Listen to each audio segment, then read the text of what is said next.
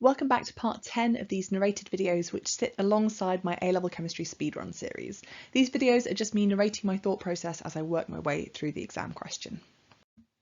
So today we're back with equilibrium, but this time it's a KP question rather than a KC question. So we're dealing in partial pressures rather than concentrations. And so we need to be working in terms of mole fractions and things as well. So the first thing that I'm going to do with this question is that I'm going to write an expression for Kp. So as you can see here, we've got our products on the top, our reactants on the bottom. We're using the coefficients from the chemical symbol equation as our powers.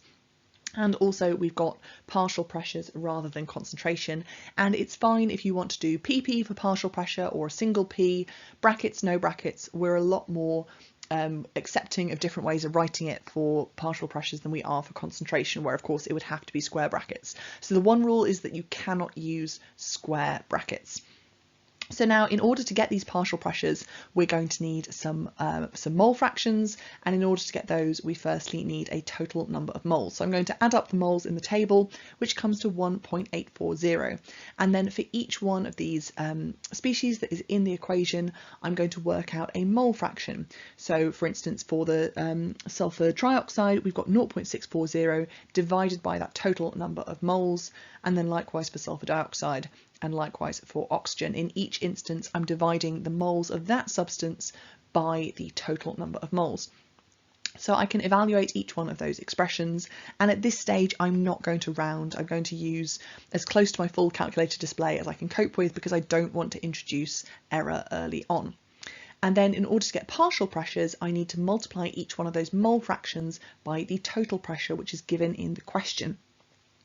So in each instance, I'm multiplying by 300 kilopascals to get a new partial pressure. And if I added all of those up at the end, I would find that they came to a total that is the same as the total pressure. If that doesn't happen, then something has gone wrong somewhere. So then I'm going to use each one of those partial pressures together in my Kp expression. And if I evaluate that, I get 101.8945.